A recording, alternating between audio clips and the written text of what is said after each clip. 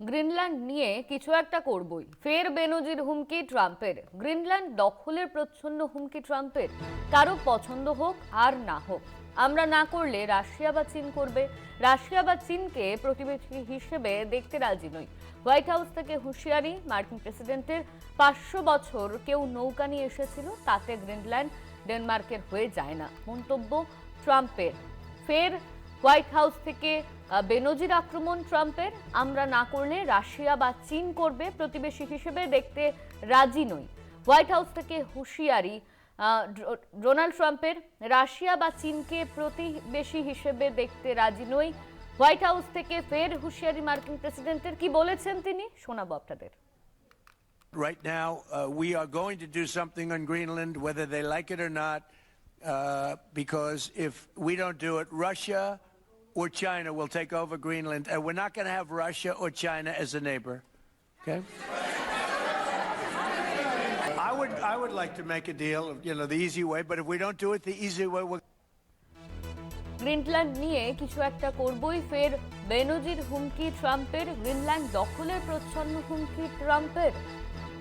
Russia বা চীনকে প্রতিবেশী হিসেবে দেখতে চাই না, এমনই কিন্তু বলা হচ্ছে। রাশিয়া বা চীনকে প্রতিবেশী হিসেবে দেখতে রাজি নই।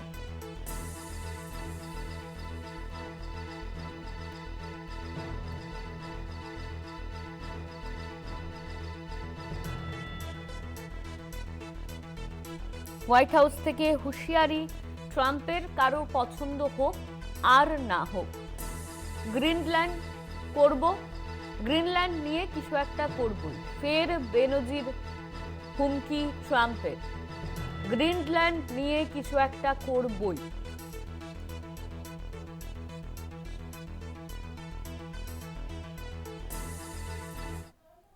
আমাদের সঙ্গে ফোন লাইনে রয়েছেন কলকাতা টিভির মুখ্য রাজনৈতিক বিশ্লেষক জয়ন্ত ঘোষাল।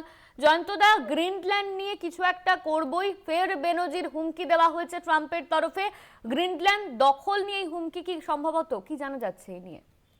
এটা এই মুহূর্তে ট্রাম্পের একটা রণকৌশল। ট্রাম্প হুমকি দিয়ে এক ধরনের ন্যারেশন, একটা ন্যারেটিভ তৈরি করতে চাইছে, যেটাকে আমরা বাংলায় বলতে পারি একটা আখ্যান ট্রাম্প তৈরি করতে চাইছেন। তার কারণটা কি? তার কারণটা হচ্ছে যে এই মুহূর্তে আমেরিকার মিড টার্ম শেষ হয়ে যাচ্ছে, এবং এই যে মিড টার্ম যে শেষ হচ্ছে, অর্থাৎ মিড টার্ম যেটা শেষ হচ্ছে, এখানে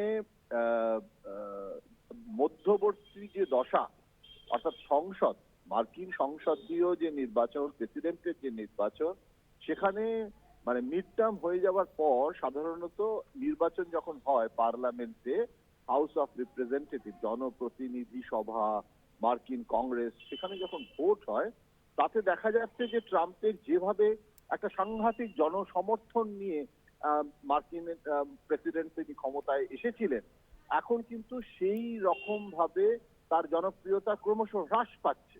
তার কারণটা হচ্ছে যে আমেরিকায় ভীষণভাবে বেকারি বেড়েছে, দারিদ্র্য বাড়ছে, মাথাপিছু আয় কমছে। এটা বুঝতে গেলে কিন্তু আমেরিকার অর্থনীতির সাপেক্ষেই আমেরিকার অর্থনীতিকে বুঝতে হবে। আমরা যদি এখন ভারতের সাথে আমেরিকার অর্থনীতি তুলনা করি, তাহলে সেটা কিন্তু মানে বলে না যে আপেলের সাথে কমলা লেবুর তুলনা করতে নেই, তোমাকে আপেলের সঙ্গে আপেলেরই তুলনা করা উচিত।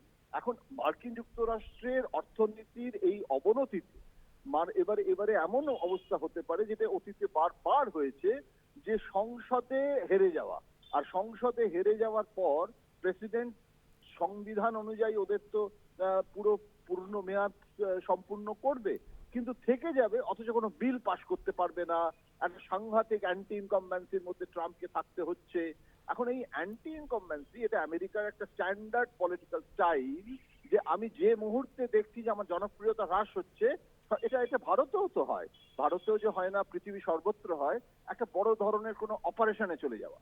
অর্থাৎ একটা সময় একজন আমেরিকার প্রেসিডেন্ট যদি আফগানিস্তানকে এপিসেন্টার করে থাকে, তো তার আগে বুশ তখন ইরাককে বলেছিল এপিসেন্টার, সাদ্দাম হোসেন, তারপরে লাদেন। এক একটা প্রেসিডেন্ট এক একজনকে দেখা যায় যে এক একটা যুদ্ধ ঘোষণা করে এক একটা দেশে। এখন এই যে রণকৌশলটা, এখন আমেরিকার প্রেসিডেন্ট তিনি প্রথমে নোবেল পুরস্কার পাওয়ার কথা ভাবলেন, তিনি তারপরে কোরিয়া যাতে নোবেল প্রাইজ পায় তার জন্য সব রকম চেষ্টা শুরু করে দিলেন এবং নোবেল পুরস্কার নিয়ে রাজনীতি, কিন্তু তিনি শান্তি স্থাপনা করতে গিয়ে ব্যর্থ হলেন।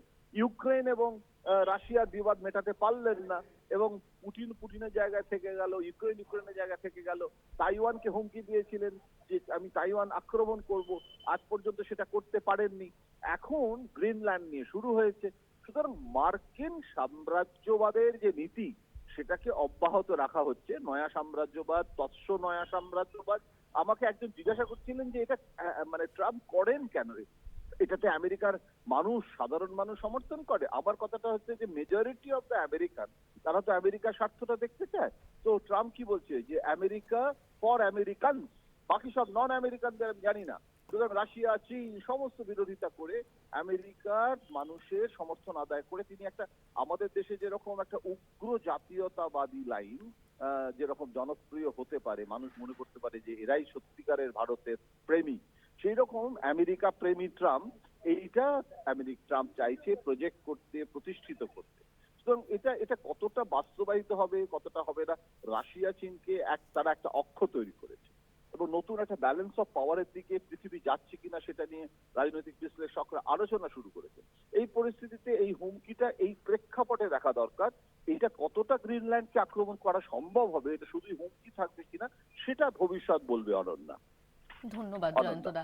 আমাদের সঙ্গে ফোন লাইনে ছিলেন কলকাতা টিভির মুখ্য রাজনৈতিক বিশ্লেষক জয়ন্ত ঘোষাল।